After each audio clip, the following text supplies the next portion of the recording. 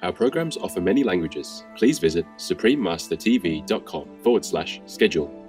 Nos programmes offrent plusieurs langues. Veuillez visiter suprememastertv.com/schedule. Nuestros programas ofrecen varios idiomas. Visiten suprememastertv.com/schedule. 我们的节目提供多种语言，请看 suprememastertv.com/schedule。 Have you ever sat very silently, not with your attention fixed on anything, not making an effort to concentrate, but with the mind very quiet, really still? Then you hear everything, don't you? Please continue watching for the shared enlightening perceptions by the beloved Jiddu Krishnamurti.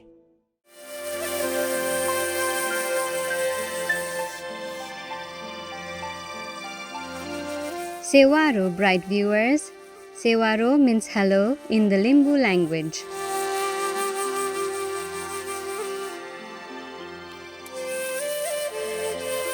I'm Sumitra. The conscientious people of Limbuwan thank heaven for having such kind-hearted world co-citizens like you. May God bless you.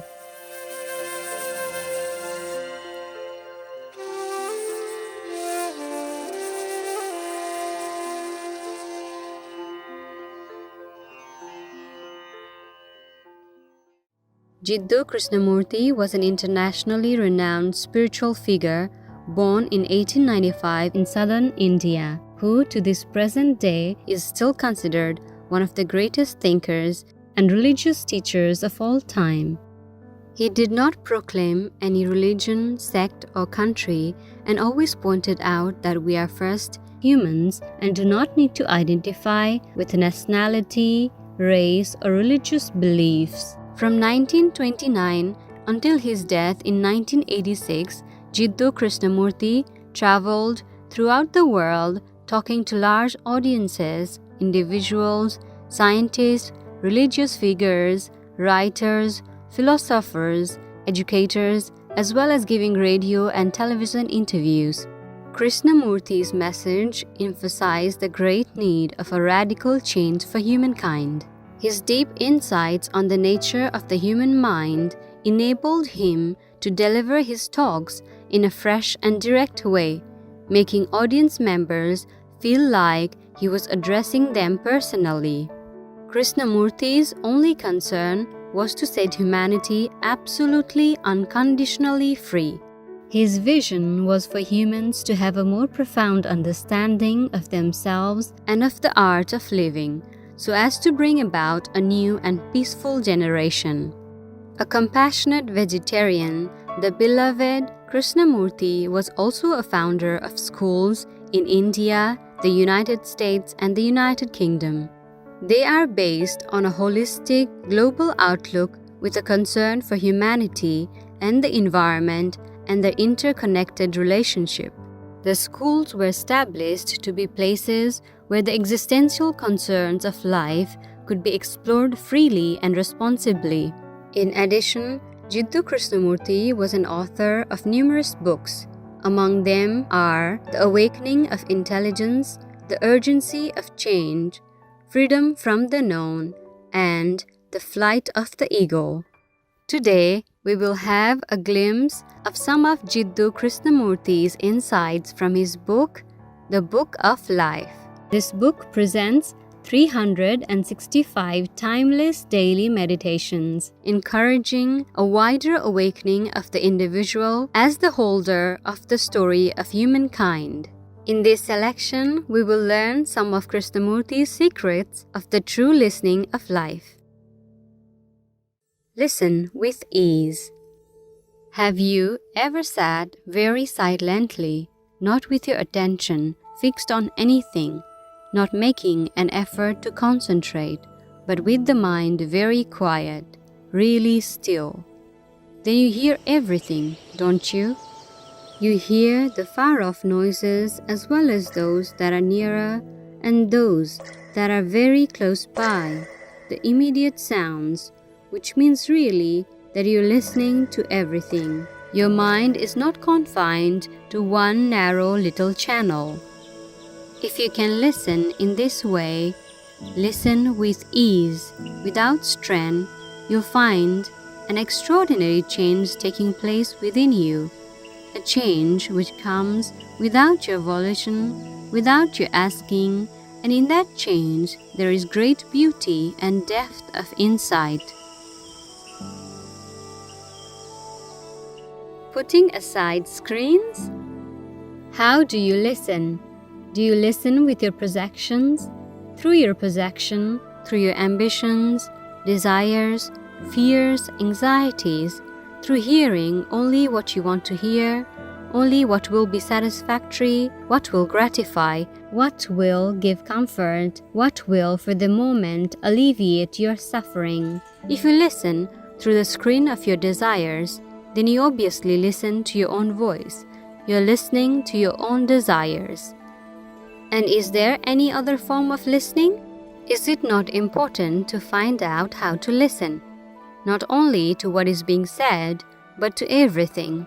To the noise in the streets, to the chatter of birds, to the noise of the tram car, to the restless sea, to the voice of your husband, to your wife, to your friends, to the cry of a baby? Listening has importance only when one is not projecting one's own desires through which one listens.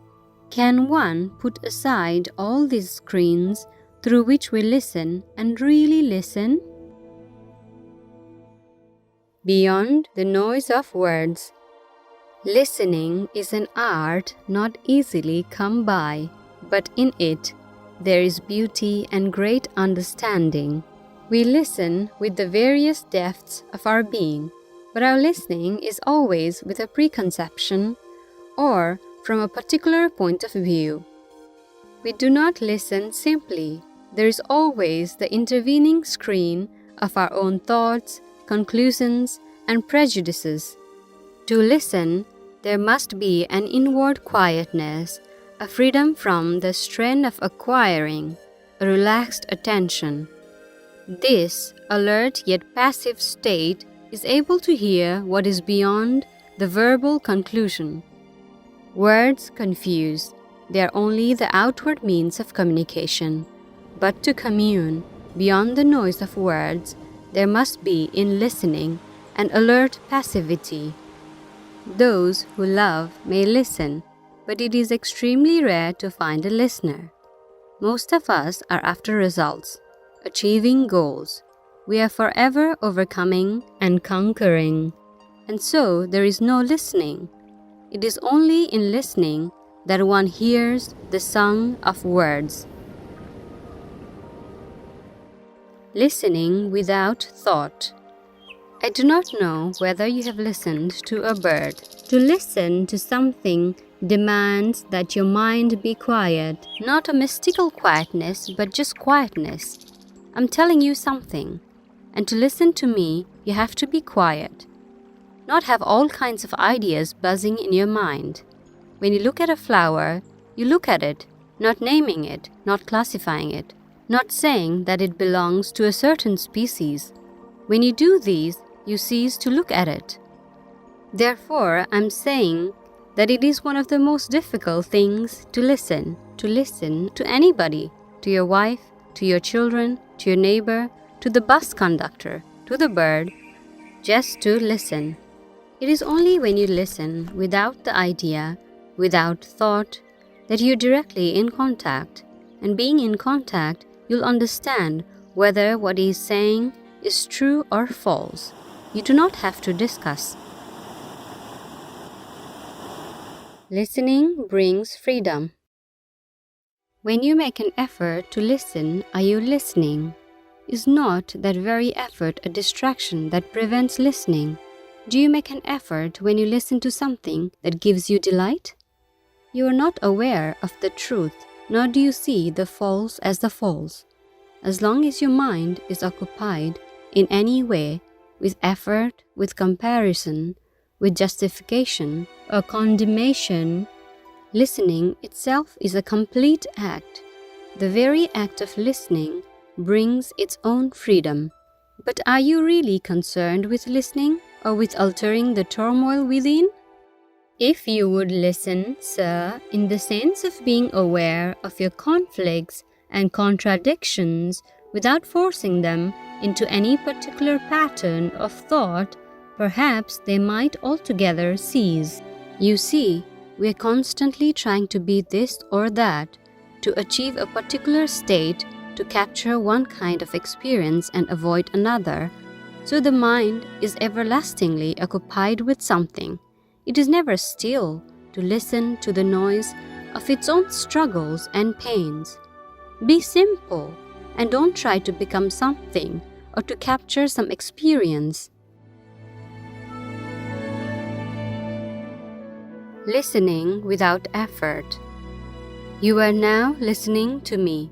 You're not making an effort to pay attention. You're just listening. And if there is truth in what you hear, you'll find a remarkable change taking place in you. A change that is not premeditated or wished for. A transformation, a complete revolution in which the truth alone is master and not the creations of your mind.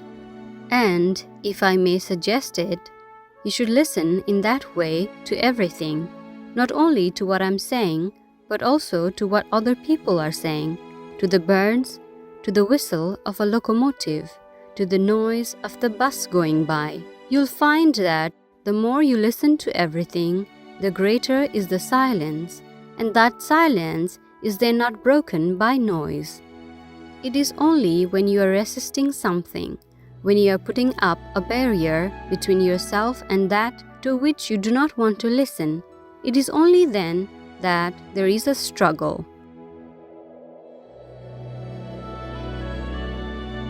Listening to yourself.